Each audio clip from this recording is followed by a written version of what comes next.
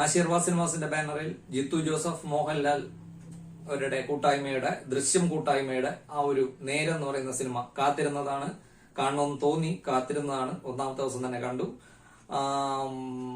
എന്തുകൊണ്ട് കാണുമെന്ന് ചോദിച്ചാൽ ട്രെയിലർ തന്നെയാണ് ഏറ്റവും കൂടുതൽ ഒരു എഫക്ട് ഉണ്ടാക്കിയത്. എല്ലാവർക്കും ഇഷ്ടപ്പെടുന്ന രീതിയിലുള്ള വളരെ വ്യത്യസ്തമായ നല്ലൊരു നീറ്റായിട്ടുള്ള ഒരു ട്രെയിലർ ആയിരുന്നു. അത് കണ്ടിട്ട് തന്നെയാണ് കാണണമെന്ന് തോന്നിയത്. അങ്ങനെ കണ്ടു. തൃപ്തി ഉണ്ടോ എന്ന് ചോദിച്ചാൽ തൃപ്തി ഉണ്ട്. സിനിമ ഒരു സാധാരണ ഒരു സാധാരണ മലയാള സിനിമയുടെ പ്രേക്ഷകൻ എന്നുള്ള രീതിയിൽ എനിക്ക് തൃപ്തിയുണ്ട്. സാധാരണ മനസ്സോടുകൂടി കണ്ടിറങ്ങിയാൽ തൃപ്തിയുണ്ട്. പൈസ നഷ്ടമായി അങ്ങനെയൊന്നും തോന്നുന്നില്ല. നല്ല കാര്യങ്ങളുണ്ട്, നല്ല സിനിമയാണ് എന്ന് സാധാരണ മനസ്സോടുകൂടി ഞാൻ പറയാം. പക്ഷേ സിനിമയ്ക്ക് പോരായ്മകളുണ്ടോ എന്ന് ചോദിച്ചാൽ പോരായ്മകളുണ്ട്. ജിത്തു ജോസഫ് എന്നുള്ള സംവിധായകന്റെ പ്രത്യേകത ആദ്യമായി പറയാം. ജിത്തു ജോസഫ് നമ്മളെ എല്ലാം ദൃശ്യം എന്ന സിനിമയോട് കൂടി ഞെട്ടിച്ച ആളാണ്. പുള്ളിക്കാരൻ അതിനു മുമ്പ് നല്ല നല്ല സിനിമകൾ എടുത്തിട്ടുണ്ട്. പക്ഷെ ആ പേര് പുറത്തു വന്നു തുടങ്ങിയത് ശരിക്കും ദൃശ്യം എന്നുള്ള സിനിമയോട് കൂടിയാണ്.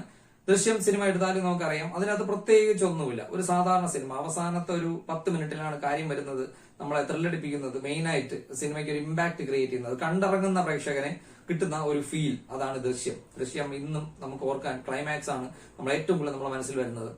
അപ്പോ ഇദ്ദേഹത്തിന്റെ ഏറ്റവും വലിയ പ്രത്യേകത ഒരു ക്ലാപ്പ് കൊടുക്കേണ്ട ഒരു പ്രത്യേകതയാണ്. ഒരു സീരിയൽ സ്റ്റൈലിൽ എഴുതിയ ഒരു സ്ക്രിപ്റ്റും അങ്ങനെയുള്ള കുറെ കഥാപാത്രങ്ങളും അങ്ങനെയുള്ള കുറെ സംസാര ശൈലിയും അങ്ങനെയുള്ള കുറെ സംഭവങ്ങളും നാടകീയതയുള്ള രീതിയിലാണ് സ്ക്രിപ്റ്റും സംവിധാനവും ഒക്കെ വരുന്നതെങ്കിലും അഭിനയിക്കുന്ന ആളുകളൊക്കെ നാടക റേഞ്ചിലുള്ള ആളുകളായിരിക്കും, സബ് ആർട്ടിസ്റ്റുകളൊക്കെ. ഇങ്ങനെയൊക്കെ ആയാൽ പോലും ആ സിനിമയെ നമ്മളെ ഒട്ടും ബോറടിപ്പിക്കാതെ പിടിച്ചെടുത്താൻ പറ്റുന്ന ഒരു ശൈലിയിലുള്ള സംവിധാനമാണ് ഇദ്ദേഹത്തിന്റെ ഏറ്റവും വലിയ പ്രത്യേകത എന്ന് പറയുന്നത്. ആ ഒരു കാര്യത്തിൽ ഇദ്ദേഹം ഇവിടെ വിജയിച്ചിട്ടുണ്ട്.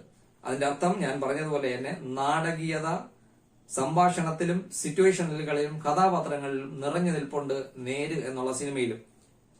ആളുകൾക്ക് അത് എത്രത്തോളം ദഹിക്കുമെന്ന് മനസ്സിലായില്ല. ഞാൻ മോഹൻലാൽ ഫാനായിട്ടോ ഒന്നും പറയുന്നതല്ല. പക്ഷെ എനിക്ക് സിനിമയിൽ പോസിറ്റീവായിട്ട് തോന്നിയ കുറച്ച് കാര്യങ്ങൾ ആദ്യം ഞാൻ പറയാം. പോസിറ്റീവായിട്ട് കുറച്ച് കാര്യങ്ങളെ തോന്നിയുള്ളൂ.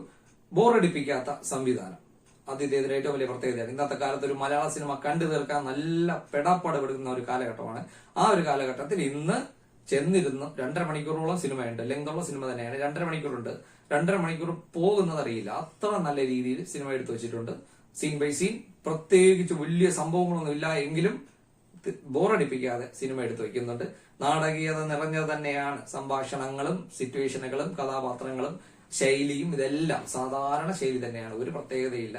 ടെക്നിക്കലി ഒന്നും ഇദ്ദേഹം ഒട്ടും അഡ്വാൻസ്ഡ് ആയിട്ടില്ല ഇതുവരെ. എങ്കിൽ പോലും നമ്മളെ ബോറടിപ്പിക്കാതിരിക്കും. മലയാളികളുടെ മനസ്സറിഞ്ഞ് സംവിധാനം ചെയ്യുന്ന ഒരു ഡയറക്ടർ. ആ ഒരു കാര്യത്തിൽ ഈ സിനിമ വിജയിച്ചിട്ടുണ്ട്. ഒരു സോഷ്യൽ റിലവൻസ് ഉള്ള ഒരു കാര്യം എല്ലാ സിനിമയിലും കാണുന്നത് തന്നെയാണ്. ഒരു മലയാളികളുടെ ടോട്ടൽ വീക്ക്നെസ് എന്താണ് എന്ന് ചോദിച്ചാൽ ഒരു സ്ത്രീക്കുണ്ടാകുന്ന ലൈംഗിക അതിക്രമം, അതുമായി ബന്ധപ്പെട്ടുള്ള അന്വേഷണം, പ്രതിയെ കണ്ടെത്തൽ, അങ്ങനെയൊക്കെയുള്ള ഒരു സംഭവമാണ്. ഇതിന്റെ പ്രത്യേകത എന്ന് വെച്ചാൽ പ്രതിയെ ആദ്യമേ കണ്ടെത്തും, പിന്നെ പ്രതിയാണെന്ന് കോടതിയിൽ തെളിയിച്ചെടുക്കുന്ന അതാണ് സംഭവം.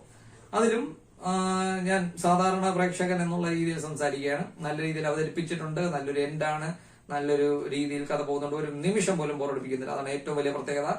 പിന്നെ മോഹൻലാലിന്റെ അടുത്ത കാലത്ത് കണ്ടതിൽ ഏറ്റവും നല്ലൊരു പ്രകടനം, വളരെ മികച്ചത്, ഭയങ്കരമെന്നൊന്നും ഞാൻ പറയുന്നില്ല. എങ്കിലും പുള്ളിക്കാരൻ കിട്ടിയ റോള് ഒട്ടും മോശമല്ലാത്ത രീതിയിൽ വൃത്തിയായി ചെയ്തു വെച്ചിട്ടുണ്ട്. ആ ഒരു കാര്യത്തിൽ സമ്മതിക്കണം. ഒരിക്കലും നമുക്ക് മോഹൻലാലിനെ കുറ്റം പറയാൻ പറ്റില്ല. പിന്നെ പുള്ളിക്കാരൻ ഇതൊന്നും ഒരു പ്രശ്നമല്ല. പുള്ളിക്കാരൻ ഇതിനപ്പുറം ഉള്ളത് ചെയ്തിട്ടുണ്ട്, അതുകൊണ്ട് പ്രശ്നമല്ല. പക്ഷെ ഏറ്റവും കയ്യടി നേടുന്നത്, എനിക്ക് അഭിനയത്തിൽ ഏറ്റവും ഇഷ്ടപ്പെട്ടത് അനശ്വര രാജൻ എന്ന് പറയുന്ന ആ ഒരു ചെറുപ്പക്കാരിയായ നടിയുടെ കഥാപാത്രമാണ്. പുള്ളിക്കാരിക്ക് കിട്ടിയ കഥാപാത്രം അടിപൊളിയാക്കി ചെയ്തിട്ടുണ്ട്. ആ ചെറുപ്രായത്തിൽ ഇത്ര നല്ലൊരു പെർഫോമൻസ് കാഴ്ചവെച്ചതിനാണ് പുള്ളിക്കാരിക്ക് ഞാൻ അഭിനന്ദനം കൊടുക്കുന്നത്. അത് ബാക്കിയുള്ളവരെല്ലാം മുതിർന്ന ആളുകളാണ്. സിദ്ദിഖും മോഹൻലാലും എല്ലാം പഴയ ആളുകൾ തന്നെയാണ്. അവർ ഇതിനപ്പുറം ചെയ്തിട്ടുള്ളവരാണ്. അവർക്കൊന്നും സംഭവമല്ല. പക്ഷെ ഈ പുള്ളിക്കാരി നല്ല രീതിയിൽ കിടിലമായിട്ട് ആ റോള് സൂപ്പറായിട്ട് ചെയ്തിട്ടുണ്ട്. മൈന്യൂട്ടായിട്ടുള്ള കാര്യങ്ങൾ നല്ല ക്ലോസപ്പ് ഷോട്ടുകളിലൊക്കെ നീറ്റായിട്ട് ചെയ്തിട്ടുണ്ട്. വൃത്തിയില്ലാത്ത രീതിയിൽ ചെയ്തിട്ടുണ്ട്. പിന്നെ അങ്ങനെ പറഞ്ഞു. അത് കഴിഞ്ഞിട്ട് പിന്നെ ബാക്കി കഥാപാത്രങ്ങൾ എല്ലാരും എല്ലാം നാടകീയ തന്നെയാണ്. എങ്കിലും പടം ബോറടിക്കുന്നില്ല. ഇത് തന്നെ ഇത്രയും മാത്രമേ ഏറ്റവും വലിയ പ്രത്യേകതയായിട്ട് തോന്നിയുള്ളൂ. പിന്നെ ക്ലാപ്പ് ചെയ്യാൻ പറ്റുന്ന സിറ്റുവേഷൻസ് ഒക്കെ ഒരെണ്ണം എനിക്ക് തോന്നി. ഇടയ്ക്ക് ഒരു ഡയലോഗ് കേട്ടപ്പോൾ എനിക്ക് രോമാഞ്ചം, തിയേറ്റർ കൈയടി, മറ്റു കാര്യങ്ങളൊക്കെ ഉണ്ടായിരുന്നു. അങ്ങനെ വേറെ രോമാഞ്ചം വരുന്ന സീനൊന്നും തോന്നിയില്ല. പടം മൊത്തത്തിൽ നല്ലൊരു പടം തന്നെയാണ്. കുറ്റം പറയാനില്ല. കൊടുത്ത പൈസ നഷ്ടമായി എന്നൊന്നും പറയുന്നില്ല. ഇനി ഞാൻ നെഗറ്റീവ് പറയാം. നെഗറ്റീവ്, ശരിക്കുള്ള നെഗറ്റീവ് പറഞ്ഞാൽ സ്പോയിലറായി പോവും. കഥയെ ബാധിക്കും, സംഭവങ്ങളെ ബാധിക്കും, കഥയെല്ലാം പുറത്തായി പോവും. കഥ സിനിമ കണ്ട ഒരാളത്തെ ശരിക്കുള്ള സ്പോയിലേഴ്സ്, ശരിക്കുള്ള കുറ്റങ്ങൾ പറയാൻ പറ്റും കഥ ഒരാൾ കണ്ടിട്ടുണ്ടെങ്കിൽ. അതുകൊണ്ട് നിങ്ങളോട് ഞാൻ പറയുന്നത്, നിങ്ങൾ ഈ സിനിമ കാണും. നമ്മള് 1990-ലോ 2000-ലോ ഒക്കെയാണ് ഈ സിനിമ കണ്ടിരുന്നെങ്കിൽ നമുക്കിത് മഹാസംഭവം നമ്മൾ കൈയടിക്കാം. പക്ഷെ നിങ്ങൾ ഈ സിനിമ കാണുമ്പോൾ നിങ്ങൾ വളരെ ഗാഢമായിട്ട്, വളരെ ഡീപ്പായിട്ട് ഒന്ന് ചിന്തിച്ചു നോക്കണം. കാരണം ഡീപ്പായിട്ടുള്ള സബ്ജക്റ്റ് ആണ്, സാധാരണ ഒരു കോമഡി പടമല്ല, ഒരു ഡീപ്പായിട്ടുള്ള ഒരു സബ്ജക്റ്റ് ആണ്. അതുകൊണ്ട് നിങ്ങൾ ഇതിന്റെ അകത്ത് ഓരോ സംഭവവും ഡീപ്പായിട്ട് നോക്കിയാൽ നിങ്ങൾക്ക് ഇതിന്റെ പ്ലോട്ടിൽ തന്നെ, മൊത്തം സ്റ്റോറിയിൽ തന്നെ ഭയങ്കരമായ ഒരു ഡിഫക്റ്റ് നിങ്ങൾക്ക് കാണാൻ പറ്റും. നിങ്ങൾക്ക് എത്ര പേർക്ക് അത് മനസ്സിലാവുമെന്ന് എനിക്ക് അറിഞ്ഞൂടാ. ഒരു ഭയങ്കരമായ ഡിഫക്റ്റ് എനിക്ക് കഥയിൽ തോന്നി, തുടക്കം മുതൽ ഒടുക്കം വരെ. ആ കഥ എന്തിൽ നിന്നാണ് ഉണ്ടാക്കിയിരിക്കുന്നത്, ആ ഒരു സംഭവത്തില് വലിയൊരു പ്രശ്നം എനിക്ക് അവിടെ ഫീൽ ചെയ്തു. ആ കേസ്, ആ കൊണ്ടുവരുന്ന കേസ് അത്ര ബലപ്പെടാത്ത രീതിയിലുള്ള വലിയൊരു ലൂപ്പ് ഹോള് അതിനകത്ത് ഉണ്ടായിരുന്നു. അത് കൂടുതൽ ഞാൻ പറയുന്നില്ല, എങ്കിൽ അത് ഔട്ടായി പോകും.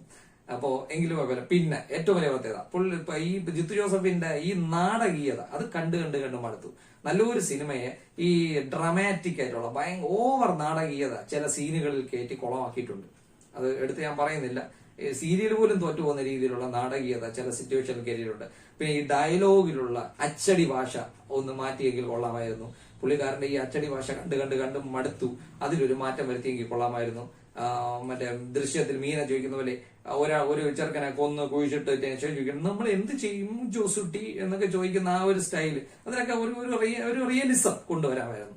കുറച്ചുകൂടെ നാച്ചുറൽ ആയിട്ടുള്ള ഒരു അവതരണ ശൈലി കൊണ്ടുവരാം. അതിന് മാറ്റം. പിന്നെ കഥ നടക്കുന്ന തിരുവനന്തപുരത്താണ്.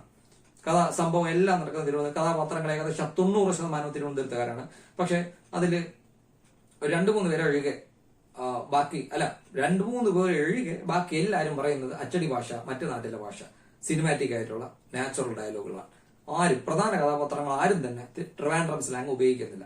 കഥ നടക്കുന്നത് പക്ക ട്രിവാൻഡ്രത്താണ്. സാക്ഷികളും അതിനകത്തുള്ള പ്രധാന കഥാപാത്രങ്ങളും എല്ലാം തിരുവനന്തപുരത്തുള്ളതാണ്. 2 പേര് ഒഴികെ, സിദ്ദിഖിന്റെ മോൾ പ്രിയാമണിയും ഒഴികെ ബാക്കി എല്ലാവരും തിരുവനന്തപുരത്തുള്ളവരാണ്. ആ തിരുവനന്തപുരം ഭാഷ എന്തോ അത്ര മോശമായിട്ട്, വേലക്കാരിയെ പോലുള്ള ആളുകളാണ് ട്രിവാൻഡ്രം സ്ലാങ് പറയുന്നത്. ബാക്കി എല്ലാവർക്കും വേറെ അച്ചടി ഭാഷ, ജിത്തു ജോസഫിന്റെ പതിവ് അച്ചടി ഭാഷ. എന്താ നീ എവിടെ പോയോ, അതെ ഞാൻ ഇന്നലെ എവിടെ പോയിരുന്നു, ഈ ഒരു സെറ്റപ്പ്. ഇതൊക്കെ ഒന്ന് മാറ്റി കുറച്ചുകൂടെ നാച്ചുറൽ ആയിട്ട് സിനിമ ഒന്ന് എടുത്തിരുന്നെങ്കിൽ കൊള്ളാമായിരുന്നു എന്ന് തോന്നി. പിന്നെ സിറ്റുവേഷനിലുള്ള കുറച്ച് നാടകീയത, പിന്നെ മൊത്തത്തിൽ ഇത് ഭയങ്കരമായ ഒരു സംഭവമാണ് എന്ന് തോന്നണമെങ്കിൽ ഒന്ന് ചിന്തിച്ചു നോക്കിയാൽ ഇത് മൊത്തത്തിൽ പൊള്ളയായിട്ടുള്ള ഒരു സബ്ജക്റ്റ് ആയിട്ടാണ് എനിക്ക് തോന്നിയത്. ഇതിന്റെ കഥ ഞാൻ നേരത്തെ പറഞ്ഞതിന് കഥ ബിൽഡ് ചെയ്തിരിക്കുന്ന സംഭവം അതിൽ ഒരു വലിയൊരു പാളിച്ച ഫീൽ ചെയ്തു. പിന്നെ എനിക്ക് നാടകീയത തന്നെ ഇഷ്ടപ്പെടാം. പിന്നെ അത് അങ്ങനെ നോക്കിക്കഴിഞ്ഞാൽ ഈ സിനിമയിൽ പുതുമ എന്നൊരു സാധനം ഒട്ടുമില്ല. പുതിയ ഒരു സാധനം കാണുന്ന ഒരു ഫീലും സിനിമയിൽ കിട്ടിയില്ല. നിങ്ങൾ കാണാത്തതൊന്നും ഇതിനകത്തില്ല. ആരും പെർഫോം ചെയ്യാത്തതിനപ്പുറം ആരും ഇവിടെ പെർഫോം ചെയ്തിട്ടില്ല. സംഭവങ്ങളിൽ കാണാത്ത സംഭവങ്ങളില്ല. ഒരു പുതുമയും ഇതിന്റെ അകത്ത് ഉണ്ടാവില്ല. അതൊന്നും പ്രതീക്ഷിക്കണ്ട. പക്ഷെ ക്രിസ്മസിന് ഫാമിലി ആയിട്ട് പോയിട്ട് തിയേറ്ററിൽ ഇരുന്ന് കാണാൻ പറ്റിയ ഒരു ബെസ്റ്റ്, നല്ലൊരു നീറ്റായിട്ടുള്ള ഒരു സിനിമയാണ്. കുറച്ച് സോഷ്യൽ റിലവൻസ് ഉണ്ട്, അങ്ങനെ സാമൂഹികമായ കുറച്ച് കാര്യങ്ങളൊക്കെ പറയുന്ന വളരെ നല്ല. പിന്നെ മലയാളികളുടെ നോർമൽ വീക്ക്നെസ് ആണ് മെയിൻ സബ്ജക്ട്. ഒരു പെൺകുട്ടിക്ക് നേരെ ഉണ്ടാകുന്ന ലൈംഗിക അതിക്രമം, അതുമായുള്ള അന്വേഷണം, അത് ഞാൻ നേരത്തെ പറഞ്ഞതാണല്ലോ. അപ്പോ അതാണ്. എങ്കിലും ഞാൻ പറഞ്ഞല്ലോ, ഈ ക്രിസ്മസിന് തിയേറ്ററിൽ പോയി ഫാമിലി ആയിട്ട് കാണാൻ പറ്റിയ വളരെ നീറ്റ് ആൻഡ് ക്ലീൻ ആയിട്ടുള്ള ഒരു മലയാളം എന്റർടൈനറാണ്. നേരും നെറിയുമുള്ള ഒരു സിനിമയാണ് നേര്.